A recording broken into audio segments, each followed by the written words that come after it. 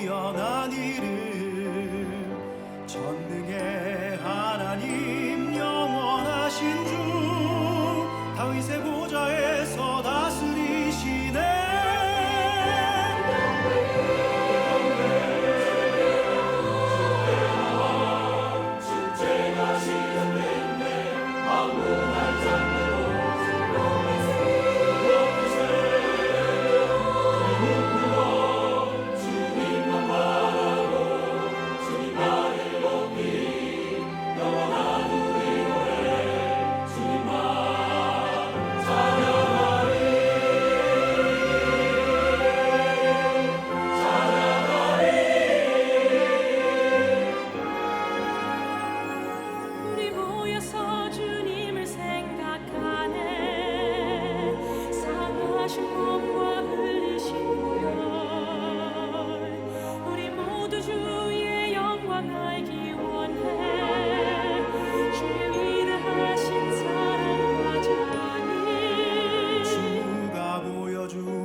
하나님의 나라 그곳에서 누릴 영원한 생명 주님을 경배하며 기뻐하네.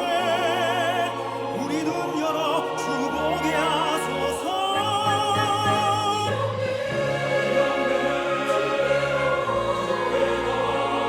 축제가 시작됐네. 만물을 잡는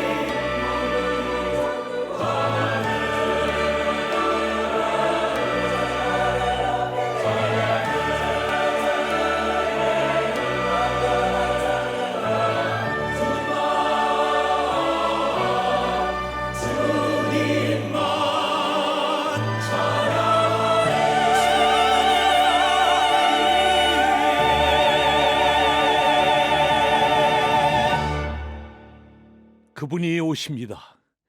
우리가 오랫동안 기다렸던 그분이 오십니다. 동방 박사들이 왕으로 경배했던 그분이 오십니다. 그분은 다윗의 자손이며 병든 자를 고치시고 죽은 자를 살리고 보리떡 2개와 물고기 5마리로 5,000명을 먹이셨습니다. 이제 고생 다 끝난 것 같습니다. 그분이 왕이 되시면 지긋지긋한 가난도 병들어 죽을 염려도 다 사라지니 얼마나 좋겠습니까? 이스라엘 백성들은 그분이 무너진 예루살렘 성전을 재건하고 왕이 되실 것이라 믿고 기뻐했습니다. 그들은 예수님이 이 땅에 오신 목적과 더 크고 위대한 계획을 전혀 이해하지 못했습니다.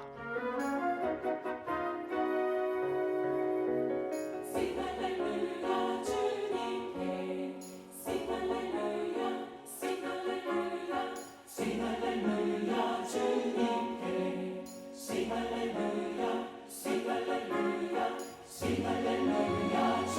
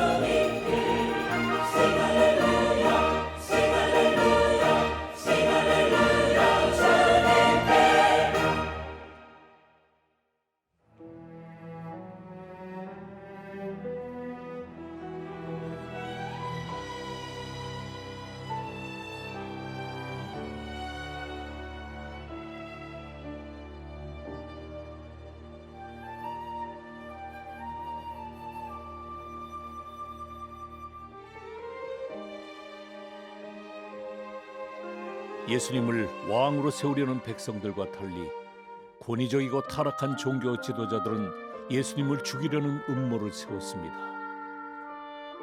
돈 욕심이 많았던 가룟 유다는 은 30냥에 예수님을 팔았고, 예수님을 그토록 기다리는 백성들조차 흉악한 강도 바라바를 살려주고 예수님을 죽이라고 소리칩니다.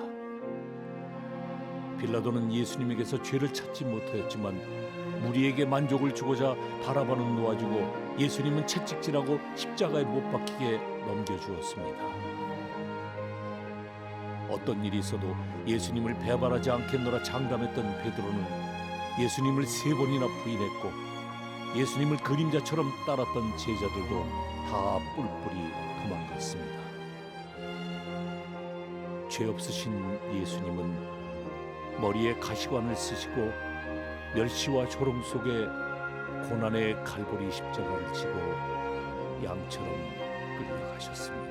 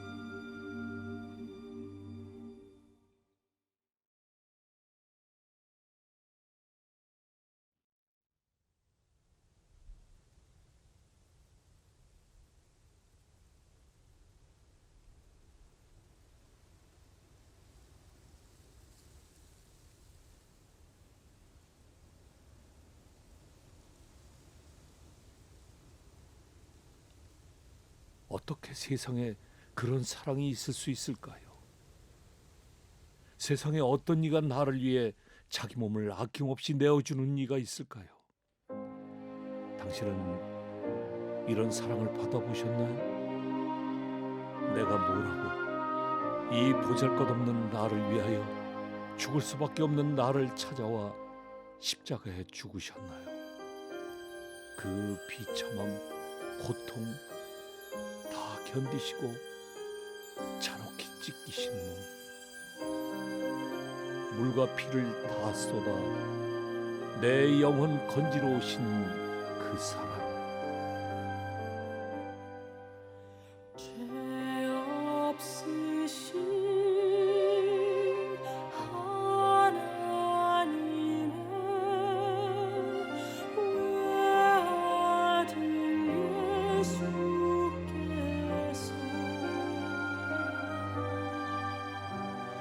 우리를 구하시려 이 땅에 오셔서 버림받고 죽임 당했네.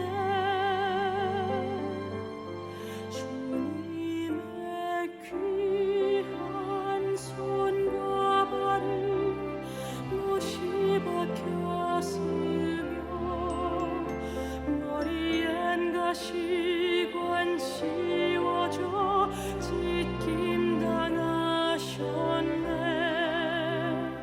주님의 옆구리 창에 상하였을 때 내 몸도 상했네. 주님의 몸 찢겼을 때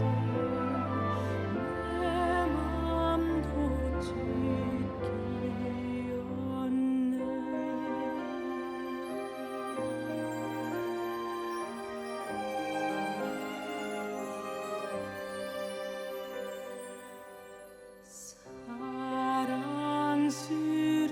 사랑스러운 나의 아들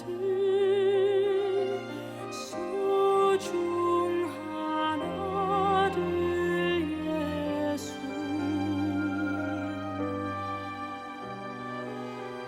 하나님 뜻을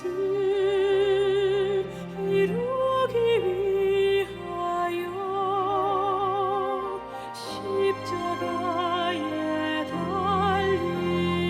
달리었네.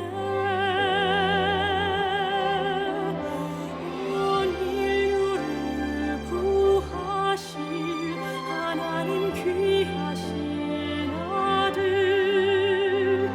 내 몸을 통하여 이 땅에 왔네.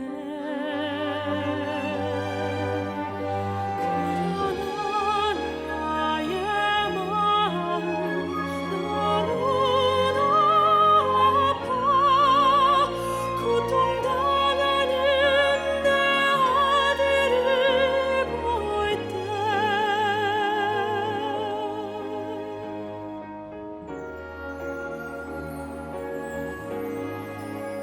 그리고 군 손과 발을 못이 박혔으며 머리엔 가시관 씌워져 찢김 당하였네. 아들의 옆구리 창에 상하였을 때 내 맘도 상했네.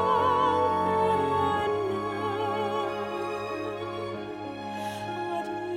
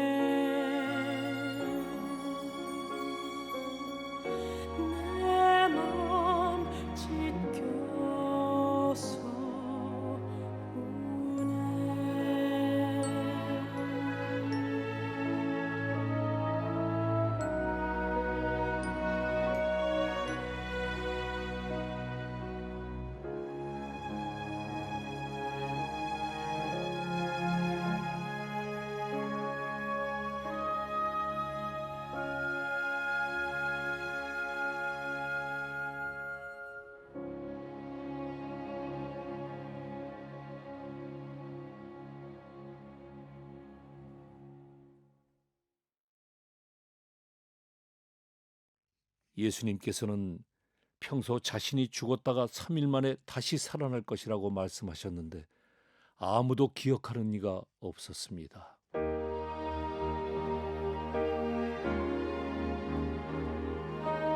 막달라 마리아와 몇몇 여자들만이 예수님 무덤을 찾아갔지만 무덤이 비어 있었습니다. 마리아야, 어찌하여 산 자를 죽은 자 가운데서 찾느냐? 예수님 시신이 없어져 울고 있던 막달라 마리아는 너무나 놀라서 쓰러졌습니다. 정말 예수님이 다시 살아나셨습니다. 제자들은 못자국 난 예수님의 손을 만져보고야 예수님의 부활을 믿었습니다. 그제서야 내가 온 것은 영원한 생명을 주러 오신 것이라는 예수님의 말씀이 생각났습니다. 제자들은 마침내 온 인류를 죽음에서 구하러 오신 만왕의 왕이신 예수님께 경배를 드렸습니다.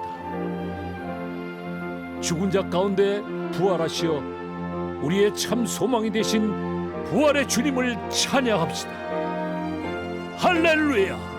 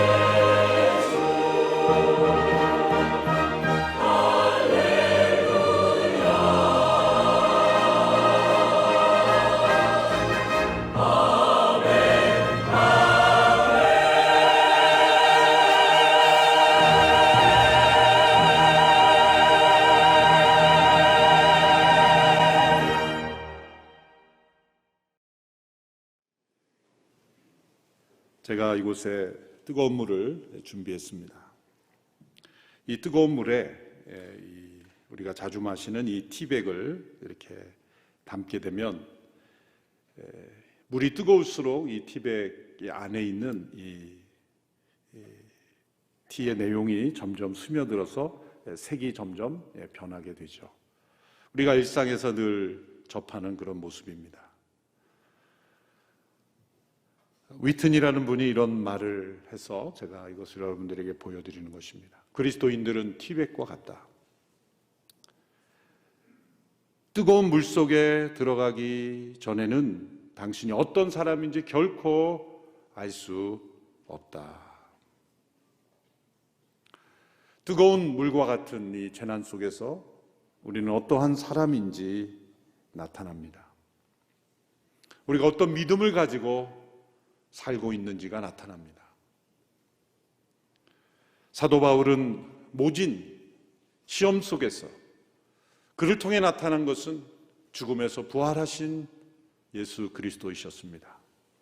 그리고 오늘 고린도 성도들에게 고린도 후서를 마무리하는 마지막 장에서 당신들이 믿음 안에 있는지 시험하라 권면하고 있습니다. 오늘 본문 13장 5절의 말씀을 우리가 함께 읽겠습니다. 시작. 여러분이 믿음 가운데 있는지 여러분 자신을 살피고 계속해서 시험해 보십시오. 예수 그리스도께서 여러분 안에 계심을 스스로 알지 못합니까? 그렇지 않으면 여러분은 하나님께 인정받지 못한 사람들입니다. 어떤 믿음 가운데 있는지를 시험하라는 말씀입니까? 얼마나 성경 지식이 많은지, 또 얼마나 열심히 봉사하는지 시험하라는 것이 아니라 부활하신 그리스도께서 자신 안에 계신지 시험하라는 것입니다. 부활신앙을 시험하라는 것입니다.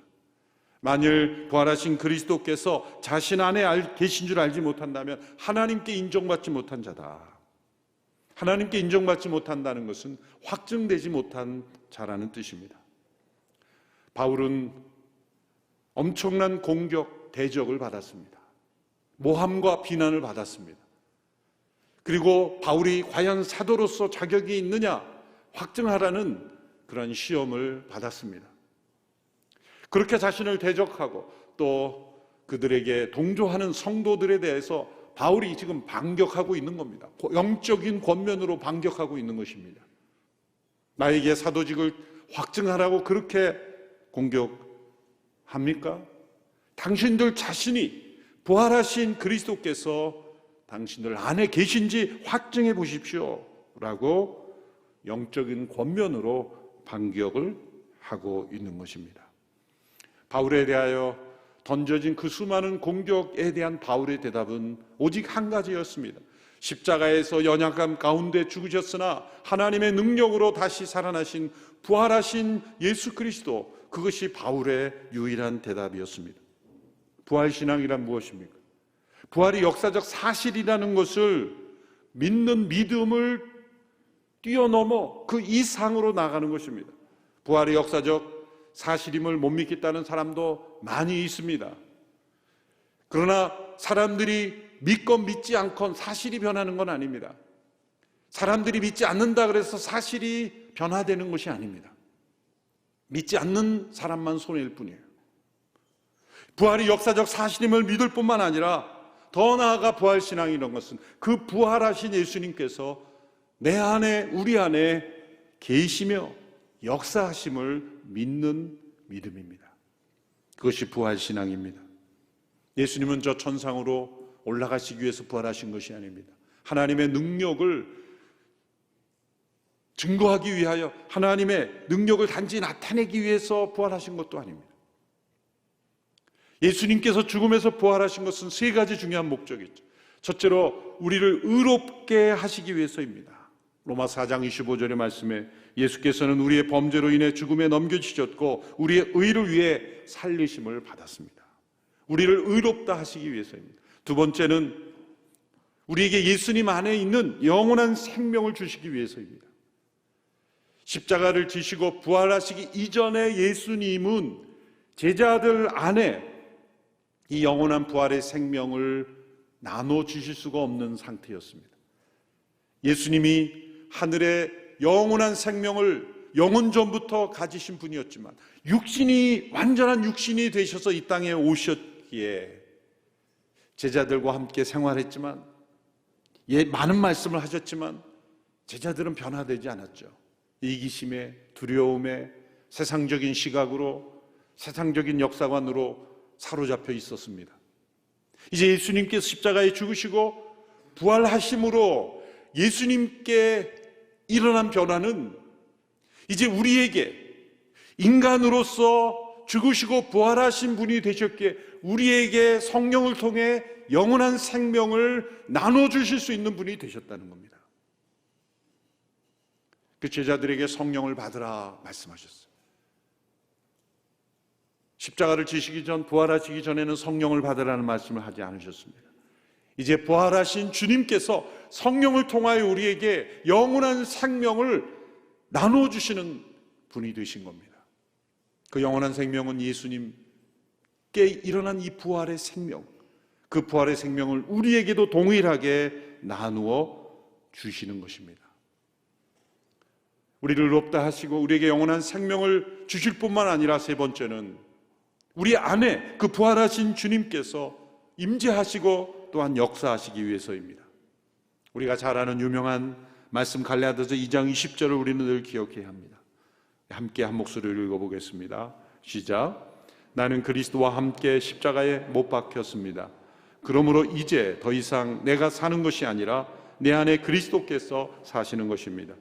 지금 내가 육체 안에 사는 것은 나를 사랑하셔서 나를 위해 자신의 몸을 내주신 하나님의 아들을 믿는 믿음으로 사는 것입니다. 부활하신 그리스도께서 내 안에 사심을 체험하는 믿음, 이 믿음은 우리가 단지 예수님을 구세주로 믿는, 받아들이는 믿음을 넘어서는 것입니다. 이 믿음은 어떤 의미에서 예수님 안에 있던 믿음입니다. 예수님을 움직이셨던 믿음, 사단이 결코 무너뜨릴 수 없었던 믿음, 예수님께서 삶을 사실 때 그 하나님의 능력을 체험하셨던 그 믿음은 무엇입니까? 예수님 왜 십자가를 지시고 하나님이 왜 그를 부활하게 하셨습니까? 그것은 우리 안에 부활하신 그리스도께서 영으로 임재하셔서 우리 안에 거하시기를 원하셨기 때문입니다. 예수님의 비전입니다. 예수님의 계획이요, 꿈이요. 그렇게 이루어질 것을 믿고 예수님께서 십자가를 지시고 부활하신 것입니다. 그 예수님 안에 있던 그 믿음이 그 십자가와 연합된 자들에게 동일하게 우리에게 그 믿음이 일어난다는 겁니다. 그래서 이제는 내가 사는 것 아니요 오직 내 안에 그리스도께서 사시며 나를 사랑하사 나를 위하여 자기 몸을 버리신 하나님의 아들을 믿는 믿음 안에 사는 것이라는 겁니다. 그 믿음이 있는가 확증하라는 겁니다. 부활의 가장 강력한 증거는 무엇입니까? 물론 역사적 유물로서의 증거들도 있습니다. 빈 무덤이 증거입니다.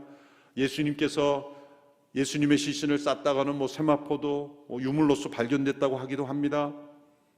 또 수많은 유적지들, 존재하지 않은 것을 만들 수 있겠습니까? 지금도 이스라엘에 가면 곳곳에 예수님의 흔적들 남아 있습니다.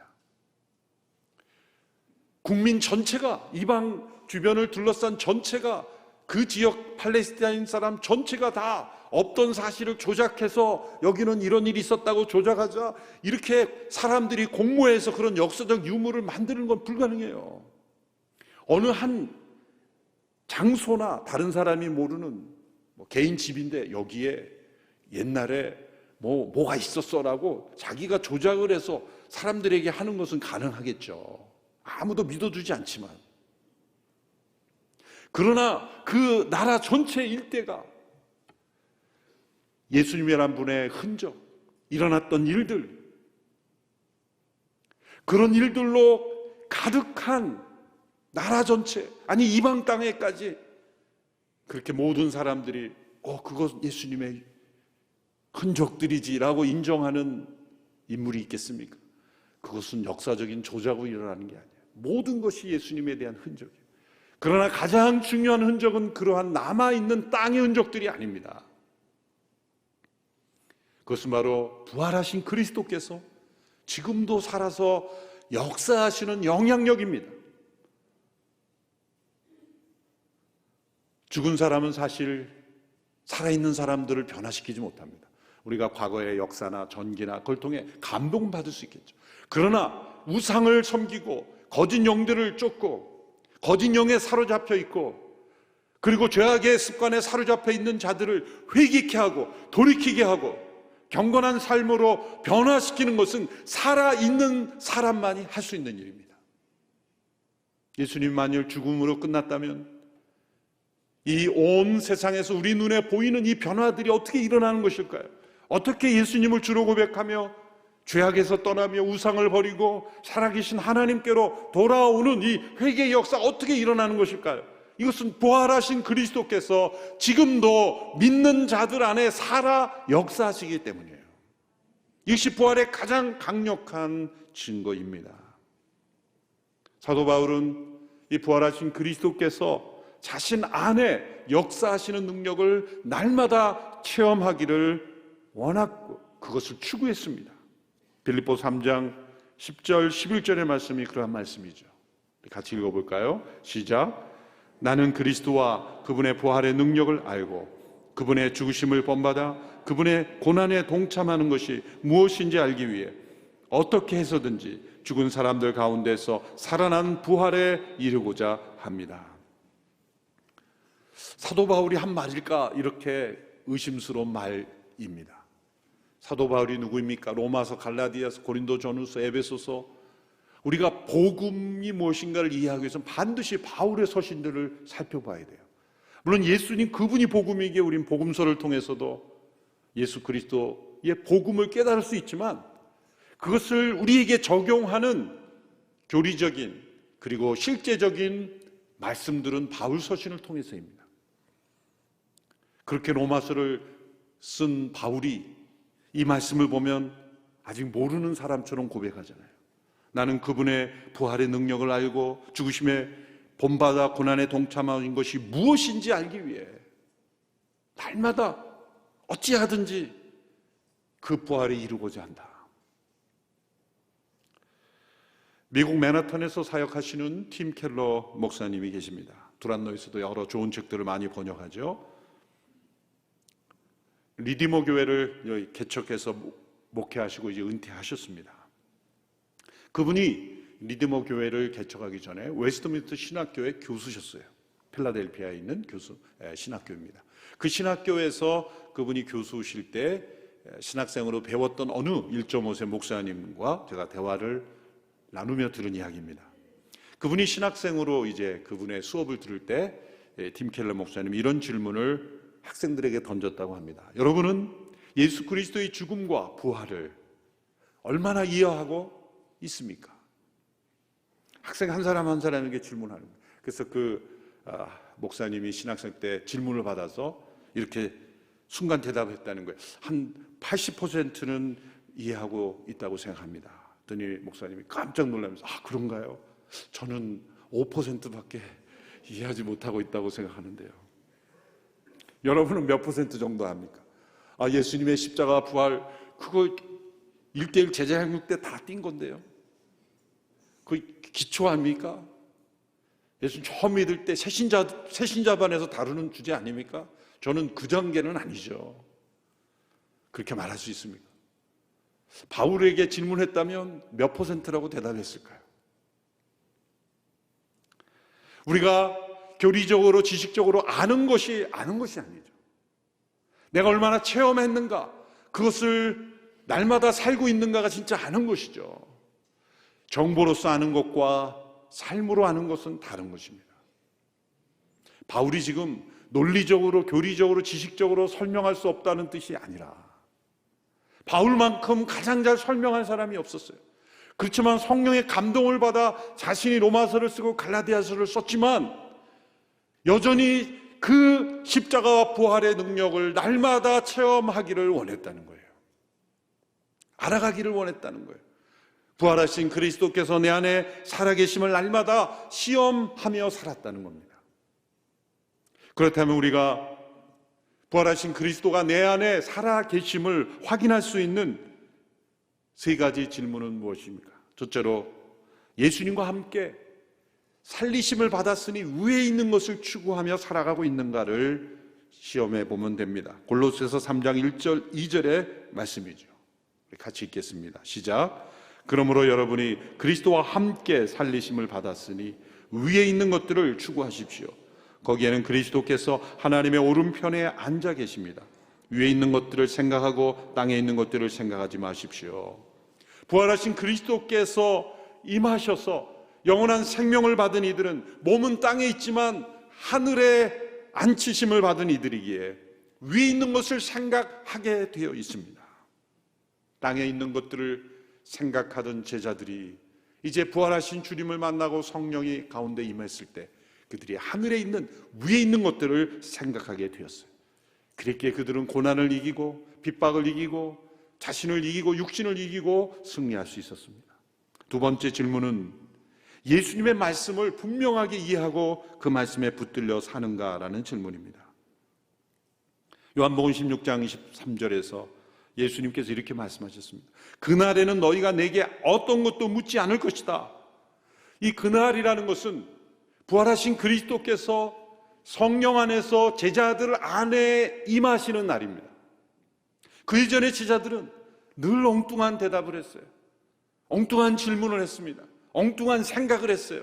엉뚱한 계획을 가졌어요. 그 예수님과 함께 생활하면서도 그 말씀을 직접 들으면서도 제자들은 여전히 땅에 속한 인생을 살았죠. 여러분 가끔 목회자들의 설교가 답답할 때 그런 생각 안 들으세요? 예수님이 직접 좀 말씀하셨으면 산상순 직강을 들으면 얼마나 좋았을까. 그런데 이 부활하신 그리스도께서 영으로 임재하지 않으시면 예수님의 직강을 들어도 소용없다는 거예요. 그러나 예수님으로부터 직강을 못 들어도 부활하신 그리스도께서 임하여 성령 안에 있는 전달자가 듣고 내가 그 부활하신 그리스도께서 내 안에 계시는 상태에서 말씀을 읽으면 놀랍게도 그 말씀이 나를 붙잡는다는 거예요. 이해된다는 거예요. 제자들은 예수님의 산상순 직강을 들었지만 무슨 말인지 몰랐어요. 깨닫지 못했어요. 그러나 성령이 임하셨다는 게 뭡니까? 부활하신 그리스도께서 그들 가운데 임하셨다는 거예요. 그래서 그들은 예수님의 모든 말씀을 이해하게 된 거예요. 깨닫게 된 겁니다. 머리로만 깨달은 게 아니라 삶이 그 말씀에 붙들린 거예요. 그래서 예수님의 복음서는 과거의 역사 전기가 아닙니다.